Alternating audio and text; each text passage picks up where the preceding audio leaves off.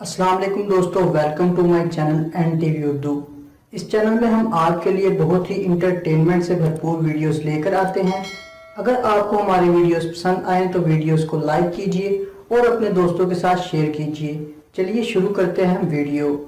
گاؤں کے primary school کا دورہ کرتے ہوئے ایک ماہر نفسیات نے دوئم کلاس کے بچوں سے کہا کہ اسے گنتی لکھوائیں۔ ایک بچی بولی 38۔ ماہر نفسیات نے بلیک بورڈ پر الٹا کر کے لکھا 83۔ پھر ایک بچہ بولا 67، تو اس نے بلیک بورڈ پر لکھا 76۔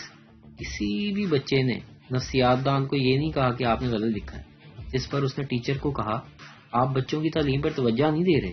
اتنے میں ایک بچہ کھڑا ہوا اور بولا سر جی بڑے سیانے بنتے ہو اور ہمیں دھوکہ ہی دیے جا رہے ہو، اب ذرا 55 لکھ کر تو دکھاؤ۔ جب سے پنجابی فلمیں بننا کم ہوئی ہیں تب سے گندوں کی پیداوار اچھی ہو رہی ہے۔ پتہ ہے کیوں؟ آدھا کھیت تو ہیروئنیں ناچ ناچ کر تباہ کر دیتی تھی۔ آج میں بہت بور ہو رہا تھا، سمجھ نہیں آ رہا تھا کہ کیا کروں، پھر میں نے بیگم کو باندری بول دیا۔ ماشاءاللہ تب سے رونق لگی ہوئی ہے۔ جب نکاح ڈی جے کے گانوں پہ ہوگا تو لاٹ ٹک ٹاک پہ ڈانس ہی کرے گی نا۔